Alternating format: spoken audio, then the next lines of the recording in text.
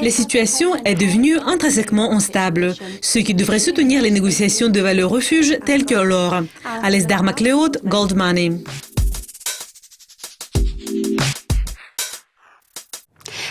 Jusqu'à présent, en 2016, nous avons vu l'effondrement des marchés boursiers. Les métaux de base et le pétrole brut ont chuté et les actions asiatiques ont glissé. Alasdair, quelle est la performance de l'or cette année? L'or a eu une très bonne performance. Au cours de 2 premières semaines de 2016, le métal a progressé d'environ 3% en dollars.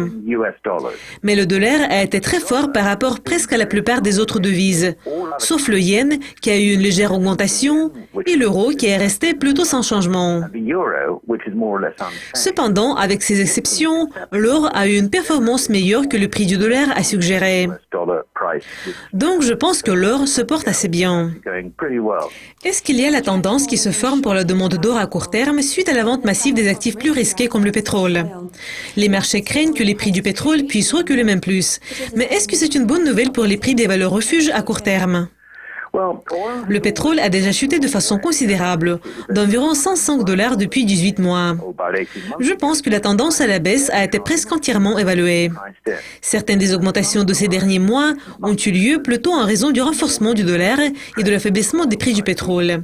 Et une grande partie de cela est due à une crise de la dette qui se dessine dans l'énergie et les matières premières en général. La situation devient intrinsèquement instable, ce qui devrait soutenir les négociations des valeurs refuges telles que l'or. Donc, ma réponse à votre question est oui. En décembre, nous avons vu la première de plusieurs hausses des taux prévues de la Réserve fédérale et on prévoit 4 nouvelles hausses cette année. Compte tenu de tout cela, quelles sont vos prévisions pour le prix de l'or à long terme? Je ne pense pas que les taux des États-Unis entraînent les chutes des prix de l'or. L'expérience de 1970 a montré que les taux d'intérêt et l'or ont augmenté en même temps pendant des décennies. Je pense que cette fois, les 2 principaux facteurs pour le prix de l'or seront le renforcement du risque systémique du système bancaire mondial, compte tenu de toutes les dettes liées aux matières premières, et le manque de capitaux propres, en particulier dans le système bancaire européen.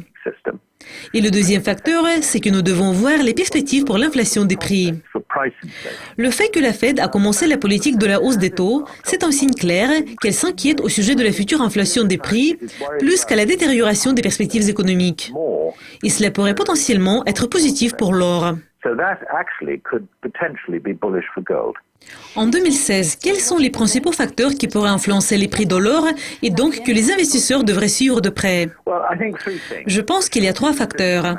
Tout d'abord, la pénurie de métal physique à l'Ouest, ce qui pourrait provoquer le renforcement lié au marché. D'autre part, l'affaiblissement du dollar qui devrait se poursuivre dans les prochains mois après une longue période du renforcement du dollar.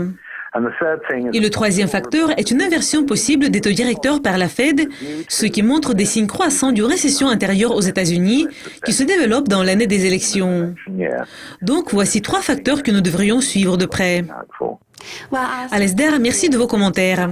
C'est tout pour le moment, mais restez à l'écoute de Yucascopy TV pour apprendre plus de mises à jour et voir plus d'interviews exclusives. Au revoir.